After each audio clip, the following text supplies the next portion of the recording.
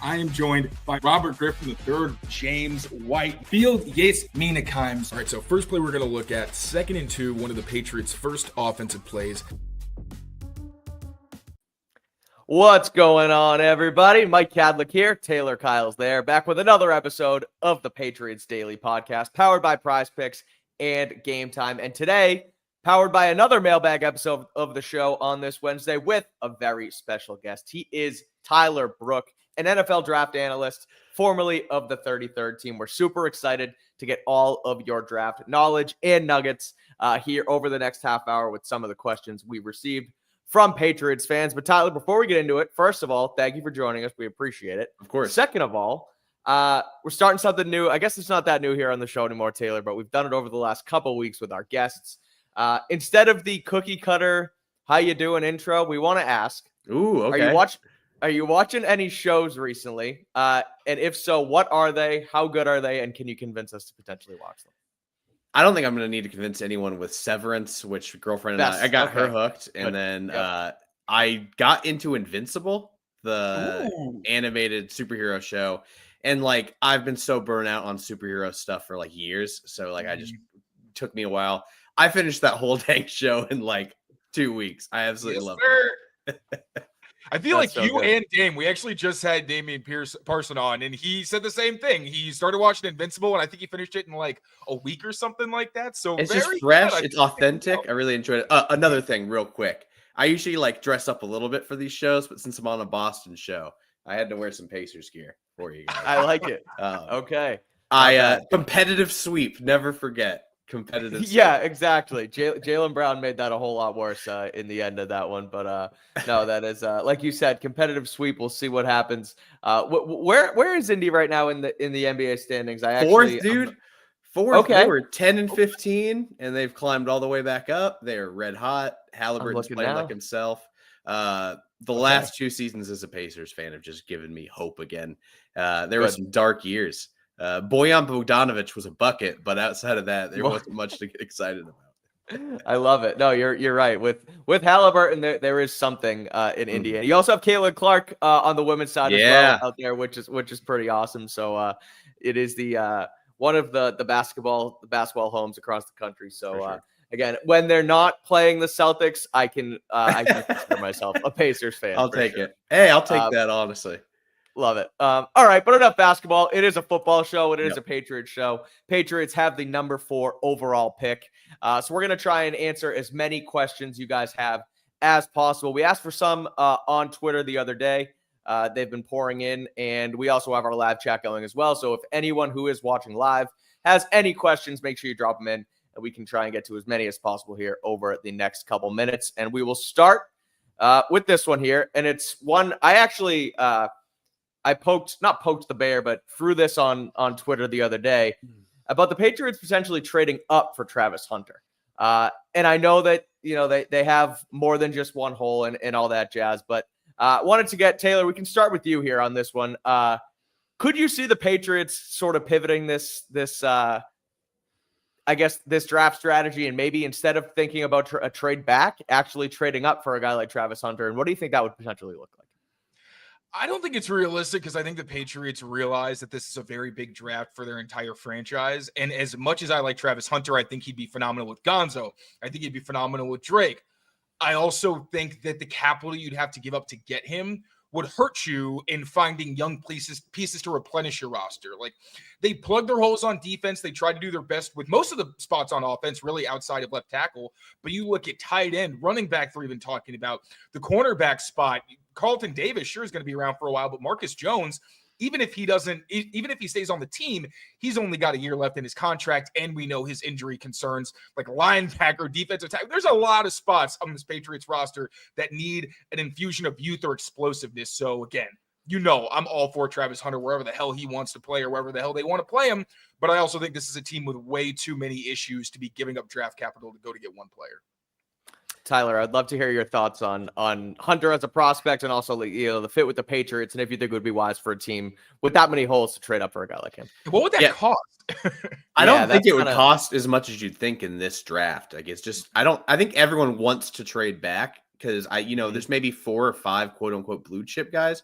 I've got like 65 top 50 grades. Like I think it's deep, and that's just my opinion on it. As far as not super top heavy, but I think there's a lot of really, really good players in this class. So I don't think you need to give up much to move up in the draft, but I just don't think there's gonna be many suitors. What the Patriots really want is to just have 2 quarterbacks go in those first picks, and just continue doing whatever marketing you need to make sure that's a reality. As far as Travis Hunter, the prospect, I don't care where you put him.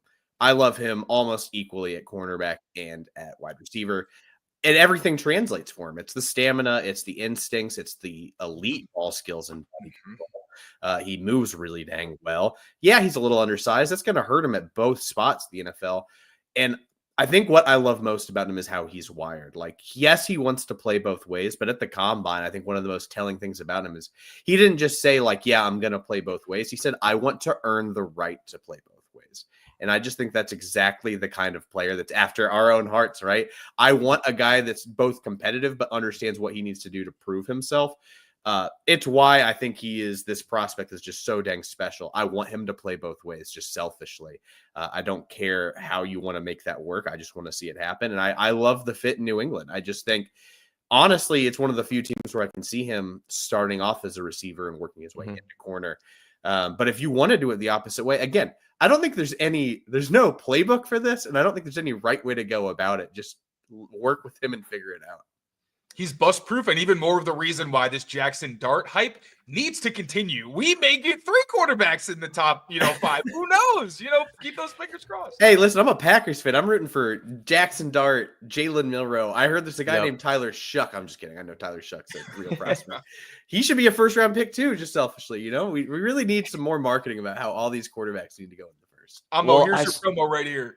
Yeah, I mean, this morning I saw Field Yates has 2 quarterbacks in the top 3. Somebody else, I believe, I want to say it was Lance Zierlein or one of the other draft nicks earlier today had 2 quarterbacks in the top 3 as well. And like you said, that's what the Patriots need. Well, does it happen? We'll have to wait and see. But I do think, as we talk about the ability to move up or vice versa, like if one of these teams does want a quarterback, they could also bluff and say, no, we're going to take Hunter, but we need you to trade up and do so. So then the Patriots go up to 2. Cleveland, goes back at 4 and ultimately gets their guy and, something like Cedar Sanders. So we'll see what happens. I would be up for it. I wonder what the actual price would end up being. I can't see one of Cleveland or New York not taking Shedeur. And granted, I'm not even a Shedeur guy, but I just think the QB position's so needy. I want it in New York so bad just for that QB room. Everyone needs but I also think outside of the content, that kind of makes sense as a fit for him to sit behind a guy like Russ. I agree. And have that locker room experience. I think Dable's pretty dang good at developing quarterbacks. We just don't want to talk about it. I really love the fit in New York, and I actually think that's something they should genuinely consider. But again, if Travis Hunter's on the board, I don't care what I need or where I'm picking. I get having that debate and wanting to figure it out with him. Staying on this topic, here's another question. On the flip side, if Cleveland does take Abdul Carter, the Giants just take best player available and takes Travis Hunter. Patriots, in theory, can't trade down. Someone asks if Josh Simmons could be an option at pick 4. So I want to get both of your guys' thoughts. Tyler, we can start with you just on him, as a prospect, because it feels like there's this, if he wasn't hurt, he would be the best offensive tackle option. And right now he's kind of in no man's land with the injury and what have you. But is this someone the Patriots should consider that early? Is it more of a trade option back? Where do you have Josh Simmons as opposed to some of the other tackles in this class? So it's funny. All of the offensive linemen on my board are all between 11 and 18. And that includes Uriante Urzuri, who I'm super high on, but I've got Taylor's guy. Yeah. Oh, really? Okay. Yeah. Okay. The mocks are hating him, man. He cannot crack a top 50. Daniel Jeremiah, he wasn't even on the top 50 list. That is a guy. Okay, we can talk about him down the road, but he didn't start playing football until he was a junior in high school, and I think that matters. But back to Simmons. When you turn on the tape, he probably has the best feet of any of the tackles in this class. I think he's excellent foot quickness. I think he is, as far as upside, probably the best upside as far as a pass protector at left tackle with his length and measurables. I think he just checks so many boxes for me and what I want in a left tackle. The knee scares me that high and in this class, But that being said, I think he's one of the only guys I can realistically see easily transitioning to left tackle. Not saying that the rest of them can't do it, but I think he just fits that mold. And I just think 4 is too rich for me. I don't know if I could pull the trigger there. Taylor? I think 4 is too much too. It's also because it's not just the medicals. There's also off-field character concerns. And that's probably the biggest one for me. If you're going that high, it says something to your team. It says something to the locker room and the fan base that this is the kind of person, just like with the contracts they were giving out, right? If you give Stephon Diggs that deal, it means like, yes, if you want to succeed, if you want to get your payday in New England, that's the guy that you want to follow. And with a guy like that, I know that Mike Vrabel spent a lot of time with him at the pro day. That's something to take into consideration. I'm sure he's still very well connected in that Ohio State building, but also, some of the things that are coming out aren't great. So talent wise, like just looking at him on tape, I was sold. Like, I really liked him because one, the on-field demeanor. I know some people say that he's not physical and doesn't finish. That's bullshit.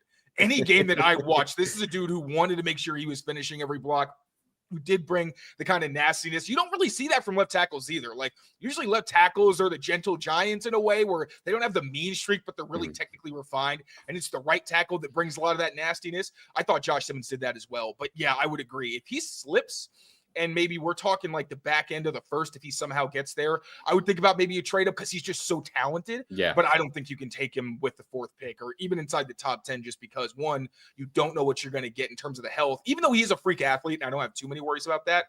But also, if it is going to take some time for him to mature, that's just a pretty rich investment for that kind of guy.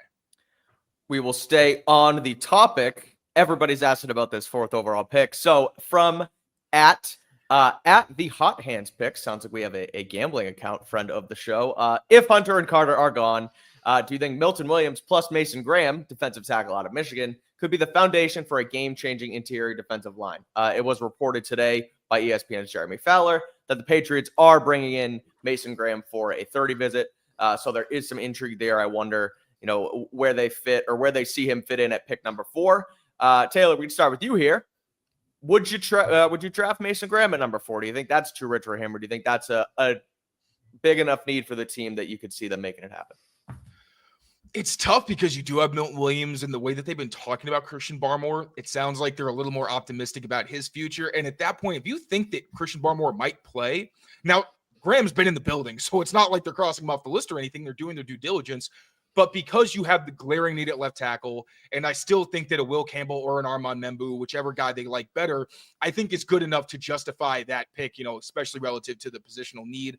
Wide receiver, I think Tet would make more sense, give you Drake May somebody on offense, because I think this defensive line, especially on the interior, is in pretty good shape right now. Obviously, Mason Graham takes you to another level, but if Barmore does play, then you have almost too many guys at that spot that are under contract for multiple years. I really hate saying no to Mason Graham because he's one of my favorite guys and options at this pick, but I just think for a team like the Patriots, you have to consider the fact that offense is where you have your most glaring holes, and I'm not sure how responsible it would be to take a defensive tackle this high. Man, he's one of my few blue chip prospects on this. I have blue for quote unquote guys I have a top 10 grade on, right? And he is one of them. I wonder if the visit is for medicals. I had heard some stuff while he was at Michigan about his knee. I had never gotten any clarity on it at the combine. So I'm wondering if that's typically what the Packers do with their top 30 visits. They're usually medicals, character concerns, and then some UDFA, approach. So I'm curious there. I think he's a heck of a player. I love the idea of making a strength, especially in a Mike Vrabel-led team. I just think that kind of defensive line with Robert Spillane in the background in the second level, which, by the way, that was my favorite free agent signing. The amount of stories I've heard from him at Western Michigan, and I've got a coach on the Carmel coaching staff with me that played with him and just tells me all these things about him. So I'm really excited for him. I love the idea of making a strength, but this Patriots team just has way too many glaring needs. It stinks to pass on a prospect like Mason Graham in this scenario, but I just think you got to look elsewhere. And I agree with you. This weird fall with Tet and, the doesn't watch film thing. I don't know how many number 1 receivers I know that are super stoked to watch film. So maybe that's being overplayed a little bit. I think I would personally take Tet in this scenario. I also saw. Go ahead. Nope, you're good. You go first before I My transition. one thing with the Tet clip is I want to nutcase it for, just to be very honest. Like, I want that dude, because we know that Drake is obsessed with film. Like, he's putting in all the mad work. I just want somebody who has that similar mentality. Fair. Now, I think again, that's totally fair. because it's the top 5 pick. Like, I don't think that Tet's a worse player or anything, but it's also like when you see the on-field stuff, and it's not bad or anything, but the route tempo, right? The blocking, the parts of the game where you can kind of see that someone has that extra edge, I did think was a little bit lacking. And it's really like, I don't like nitpicking Ted, because I feel like he's someone where maybe there's a bit of draft fatigue because we knew he was so good all season, and then he kind of checked draft off all fatigue's our such a real thing with these guys. When they're just like a 100%. safe prospect that you need to watch 15 minutes of, you're like, I know who this is. By the time we get around, like Michael Williams, I think is another example of that everyone just kind of overthought him after how dominant he was in 2023. Will Anderson, people were like, are we sure he's good? And I'm like, have you watched Alabama? Drake May. Drake May's another one. Love where he Drake was supposed to be projected number 1, and then Jaden had a good season, and people were like, this kid might be kind of scary. It's like, no, I think you misunderstand. Drake May was my QB1, and I believe we talked about that, Taylor, yes, after the draft last year. Yeah.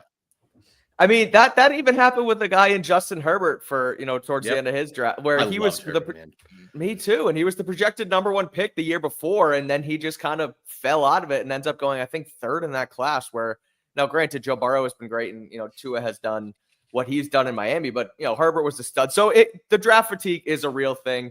As far as this scenario goes, I totally agree with the both of you that there's other needs that they need to fill that aren't defensive line. However, the prospect of making a strength a strength is definitely intriguing. So, I mean, again, this is another one. We'll see where it ends up. We'll see where that 30 visit goes as well. That feels like due diligence, as well as knowing that next maybe 5 pick range, right? Knowing where those guys are and how they fit into your grading scale. If you do potentially trade back, I don't see them doing it at number 4. We do have one more question on what the Patriots could do at pick number 4. So I want to get to that. It's definitely an intriguing one with a storyline that's sort of been going around here over the last couple of days. But before we get to it, a quick word from our friends over at Prize Picks. We'll be right back. Prize Picks is the best place to get real money sports action. With over 10 million members and billions of dollars in awarded winnings, Prize Picks has made daily fantasy sports accessible to all. And all you got to do is pick more or less on at least 2 players for a shot to win up to 1,000 times your cash. So run your game all season long on Prize Picks. They now offer Venmo, Apple Pay, MasterCard, and more for quick and easy deposits into your account this sports season. And the second half of the basketball season is officially here, and the race to the playoffs is heating up on Prize Picks. So don't miss your chance to cash in as the league's best fight for playoff positioning. You think LeBron James will get more than 24 points? You think Giannis will get more than 35? Cook up those hot takes with your friends and win real money this basketball season. All you got to do is sign up on the Prize Picks app today, download the app, and use that code CLNS. You get $50 instantly after you play your first $5 lineup. Again, download the app and use code CLNS to get $50 instantly after you play your first $5 lineup. Prize Picks, run your game. That is Prize Picks. Thank you always to Prize Picks for sponsoring the show. Use that code CLNS. You get $50 instantly after you play your first $5 lineup. All right, back to the mailbag. And on the question, I want to get Tyler's outside opinion on this one first. And it has to do with one of the draft's best players, running back Ashton Jeanty. Is there a world where if Hunter and Carter are gone, that the Patriots draft Ashton Jeanty? He seems like a generational prospect that's NFL ready, says Kev_Lang_. Now, I want to preface this with Daniel Jeremiah said this a couple weeks ago on the Pat McAfee show that the Patriots should be in the business of drafting the best available player and the best available player to help Drake May in the offense, and that could be Ashton Jeanty. There has been a couple mock drafts that have come out as well that have had Jeanty at number 4. Is this crazy, or is this a real scenario that New England could go get Ashton Jeanty at number 4? I'm going to say I'd be shocked if it happened, but I wouldn't hate it. I think that makes sense. Okay. I love Jeanty as a prospect, and I always remind myself, I think the number one trait that I always value, that I feel like correlates the best to the NFL and success, is contact balance, right? If you took out Ashton Genty's just other rushing yards before contact and took just his yards after contact last season, he would have still led college football by like 300 yards in just total rushing yards. That is how ridiculous of a season he had. And everyone can say, yeah, Mountain West competition, all that. Watch the Penn State game. Yes, his offensive line is getting abused by Denai Dennis Sutton and Abdul Carter and all of these, freak athletes. But then watch what he's doing in the backfield just to get like a yard. Right. Like what he is able to do for an offense is just outstanding. He can move the chains for you. I think he's durable enough with that frame, to be a workhorse back in an offense. And I think the Patriots kind of need it.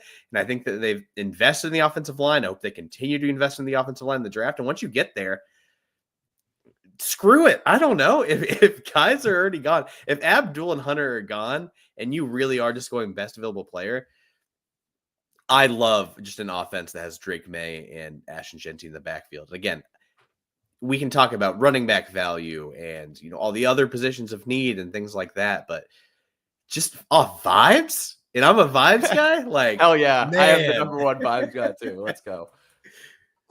I feel like I'm being a downer here because for me, it just feels when you have a chance at Will Campbell, who, whether or not he's a left tackle or not, is the best blocker in this class. I just have so much trouble passing on someone who could be beneficial for Drake May. Also, I understand Ramondre has the fumbling problem. And is he necessarily a top 10 back in the NFL? I was hoping he could show that next season. And the offensive line was a disaster again. So there was really no shot at that happening.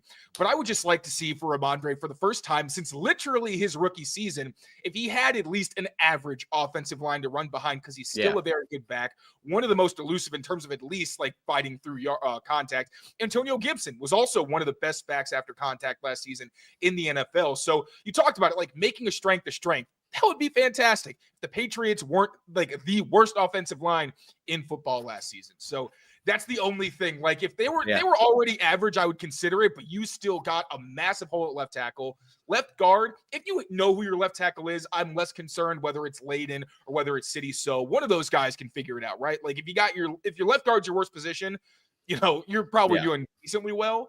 But it's so tough when they already have the huge holes. But then again, if they choose Tet, you got to take an Ariante Ursary or a Josh Connolly or somebody like that anyway. Oh no, sounds terrible. Exactly. So while I don't love the idea, if it happens, there's the justification for it. Yep. Right. You take the offensive weapon, then you round out the tackle on the other end. Listen, man, I'll hop in real quick. I'm not saying it's good team building strategy. I'm just saying NT and New England would be a lot of fun. 100%. It would be a blast. And me and Taylor said it yesterday when we brought it up on the show.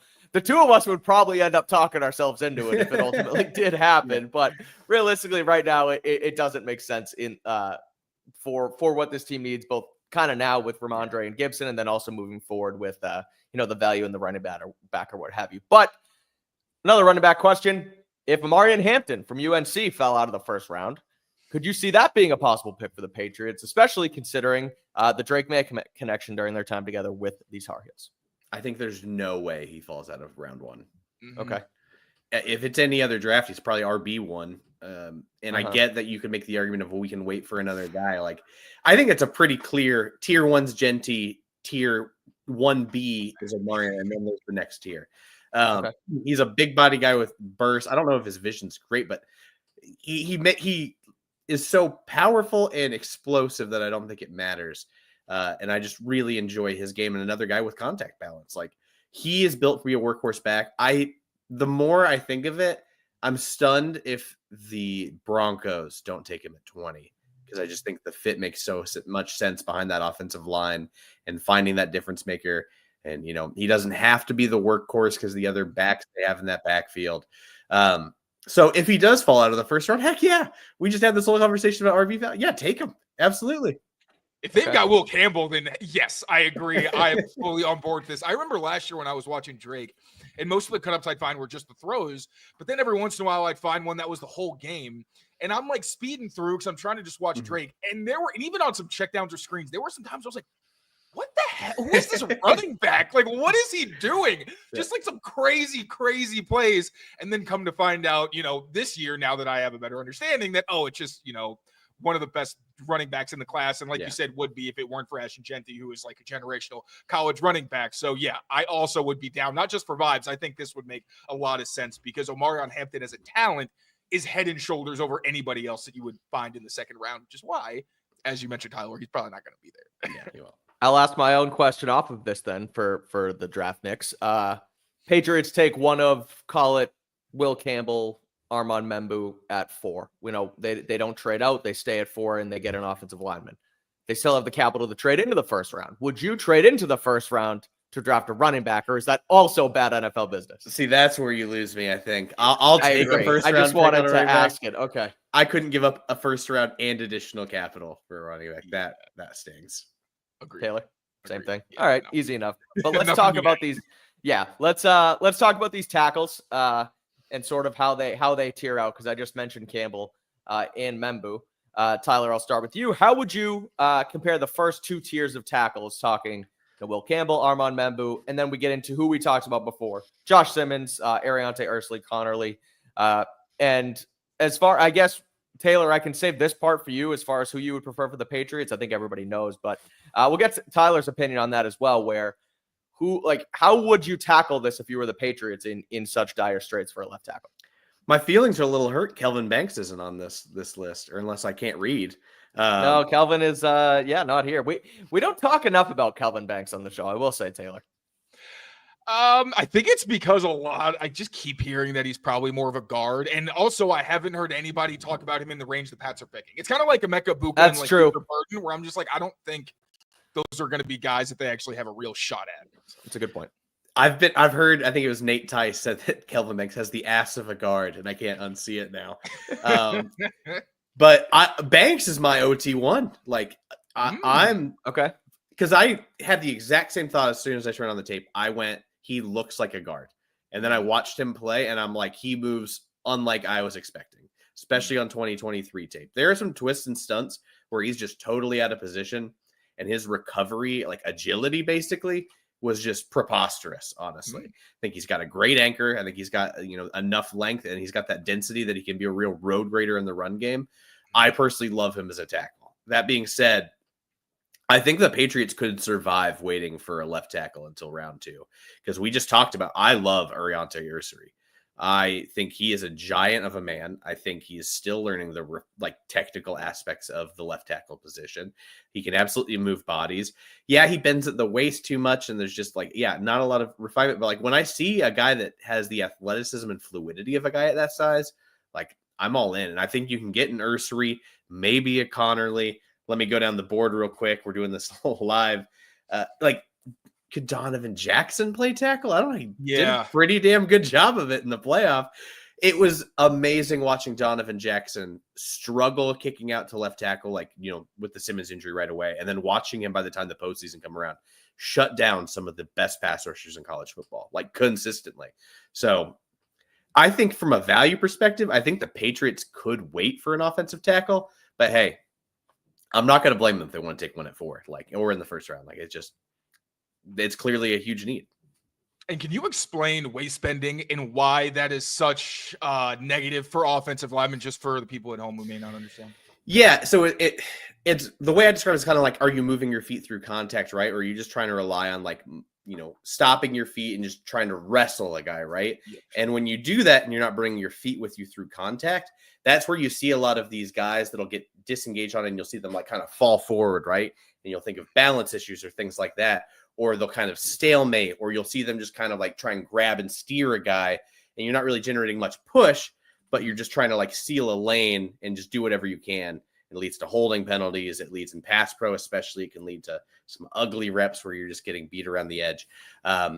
You want guys to keep driving their feet. And a day 2 guy, if we want to talk just other tackle prospects, Patriots want some depth, I really like Wyatt Milam. That is a guy. Yes. That is a guy that everyone's like, he's probably too light. He's not the strongest. His pad level and feet really make up for a lot of his deficiencies. And I know he got beat at the Senior Bowl. Was not his best week. The tape is very good in that regard, and I think that's where you can recover and be a left tackle if they don't end up taking a swing on one early. It's so funny because everyone you've mentioned, and I like all these guys, and the big reason I like them is because they were pretty dominant against Abdul Carter. Yeah. Now for Jackson, that was a bit of a tale of two halves where like early on he was doing pretty well. And then I think Carter started to get a vibe for just let me just be faster than this guy because I can. Yeah. But Milam, like I was stunned because I'd seen him first at the Senior Bowl. I'm like, all right, this is a bigger guy, probably just going to have to rely more on being technical and really patient. Then seeing him against Carter, it's like, nope, that's what he's good at. And when he gets his hands on you, it's like, okay, reps over because the dude's so strong. But I agree, like Donovan Jackson, if you're willing to consider Will Campbell and a guy who might have to kick inside a guard, day two, I like Donovan Jackson, and he's longer. Kind of reminds me like of, he gives me Mike and Wendy with tackle vibes where you look at him and you're like, he's probably not best here, right? Like against the most athletic guys, there's going to be some instances where he's going to have to literally shove an edge rusher around the arc and just be like, all right, like I did my job. You're not hit. Get the ball out or run. But I still think he's a really good player. I love the physicality. And again, the length is spectacular. In terms of Campbell and Membu, one, like you mentioned, Campbell with waist bending and moving your feet on contact. Campbell does a fantastic job of that. I'm actually releasing a video on this, so I don't want to give too much away. But I will address one point because I think Membu, I think he has fewer physical question marks. Like the things that worry you about Campbell are the width and the length. And those are two areas where Membu, when it comes to length, he's not ideal, but still he's better than Campbell in that regard. And I think he uses it very well because he's an independent hands guy, right? Yeah. Where Campbell relies more on those two hands. I think at the next level, if he can kind of switch that up, be huge.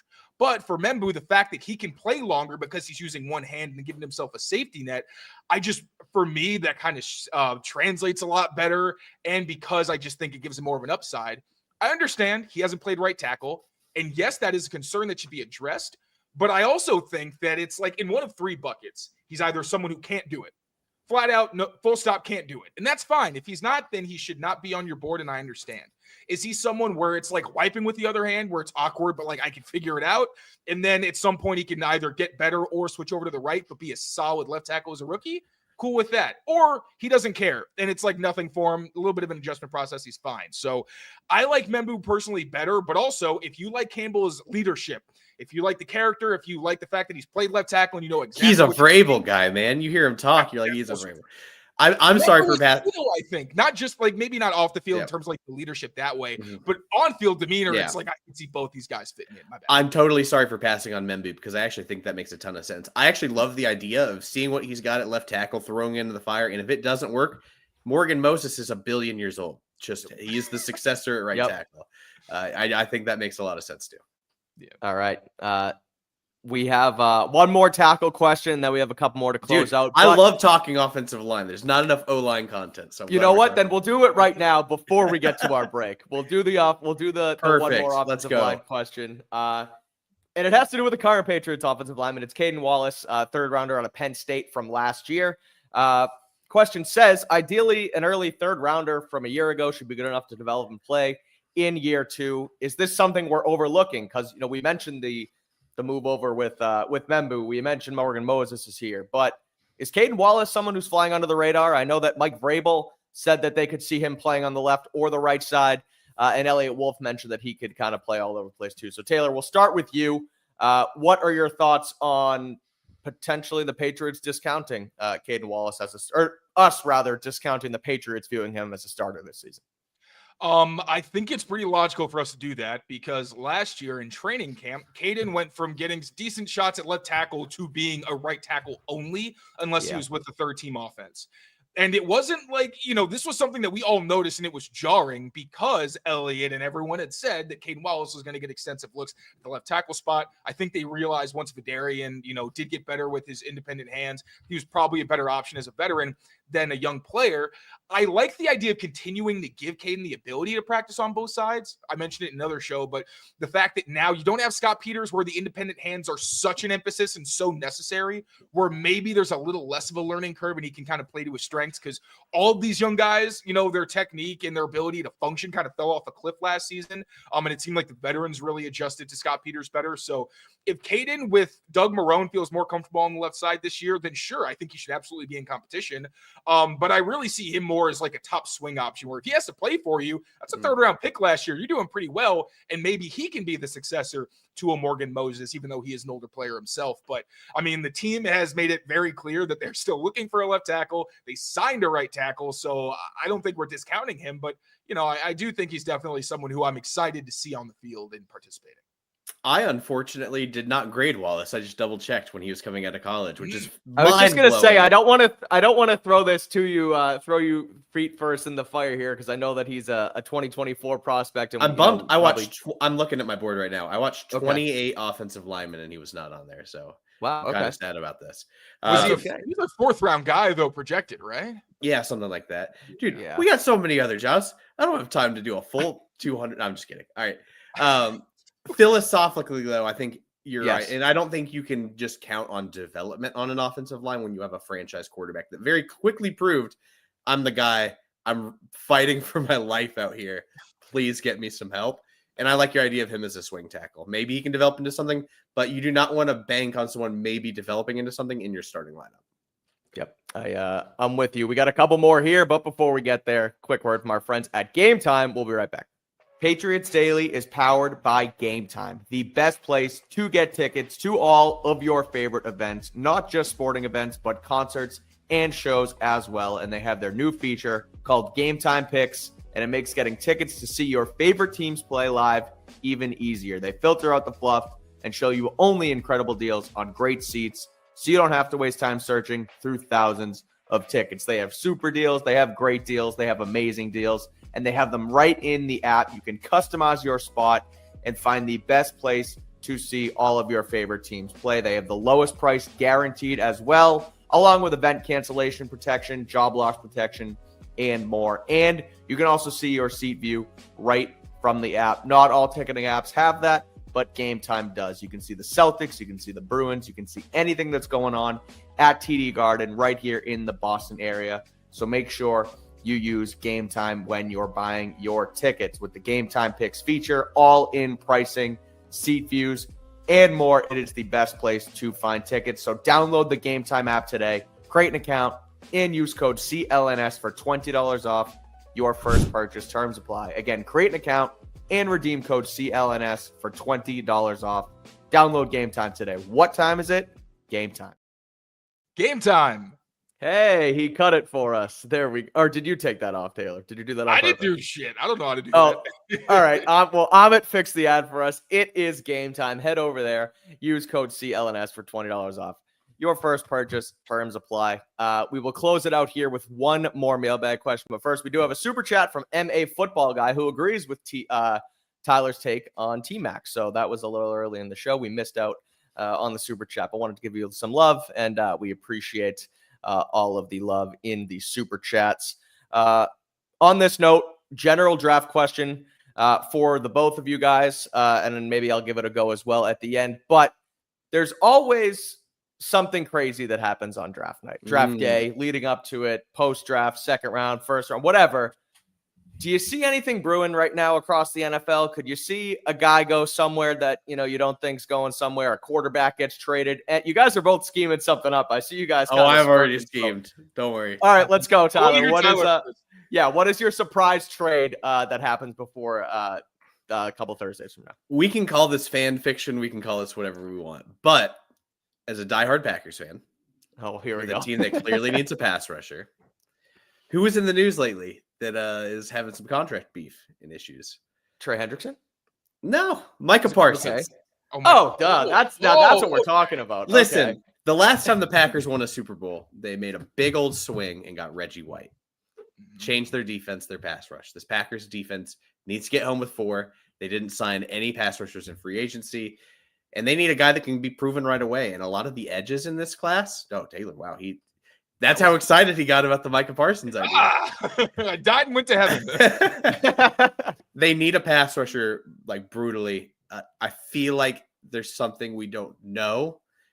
Parsons is, like, just the craziest potential, but, like, what are the Cowboys doing? They've spent so much money on these two guys already in CD and Dak, and the team's going nowhere, and the coaching hire is weird. Micah, do the right thing. Demand a trade on draft night. I'll give you a first. I'll give you 2 firsts. Heck, 3 firsts for Micah Parsons. I don't care. Fix the pass rush. Go win a Lombardi. Okay. Taylor, what do you got? I'm going AJ Brown to the Patriots. There you go. Stand on this one. I need it to happen. AJ, I don't think he's necessarily trying to fight his way out or anything. Like, I don't want to make that situation bigger than it is. There was definitely some weirdness towards the end of the season. And really, my flag in this is the fact that we know that AJ Brown and Mike Vrabel have a very close relationship. He enjoyed playing for Mike Vrabel. Mike Vrabel obviously loved to have him. And I think that Drake May is a quarterback that fits his skill set much better than a Jalen Hurts or the Eagles offense, where Saquon Barkley's not going anywhere. I think they're going to continue to be a run-first team, and I think if the Patriots could help it, they'd like to be a pass-first team if they had an A.J. Brown, a solid left tackle, to keep Drake May upright and then give him somebody to separate quickly and throw to, especially downfield. So we're talking fantasy trades or fantasy football. I loved it. That's what I'm going. I needed a podium to do my Micah Parsons fan fiction. I've been waiting for that was good, and I'm going to stay on track with dream trades for our teams. I'm going to stay on wide receiver. I'm going to go Brandon Ayuk. Now, I know that I think his bonus kicked in today and that they sort of put a soft deadline on trading him. He is coming off the ACL tear. But speaking of fan fiction, I wrote a fun blog yesterday for SI.com off of that video Jay Glazer shared with all the coaches hanging out poolside. And Mike Vrabel and John Lynch were right next to each other, chatting it up. And so I said, maybe they're talking about more framework of a Brandon Ayuk trade once again. They had it in place last summer.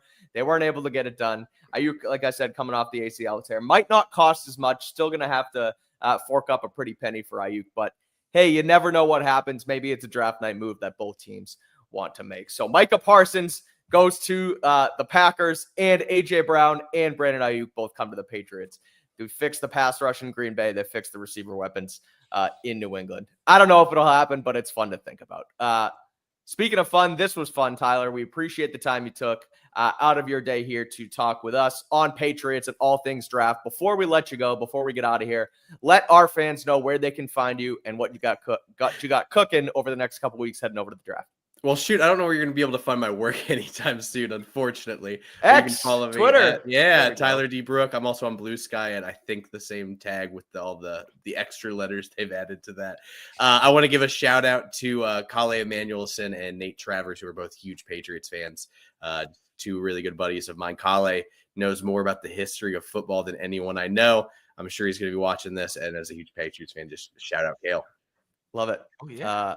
We appreciate it. Again, this was super fun. Thanks for the show recommendations as well. We'll get on that and hopefully give some more feedback as well. As far as Patriots Daily goes, we'll be back again tomorrow and Friday, I believe. We got a couple of things cooking behind the scenes. Josh McDaniels, Terrell Williams. We'll speak down in Foxborough in the next couple of days, so we will have coverage of that as well. But until next time, keep it here, rate, review, and subscribe to the channel, and take care of yourselves. Take care of each other, and we will see you next time. Peace out, everyone.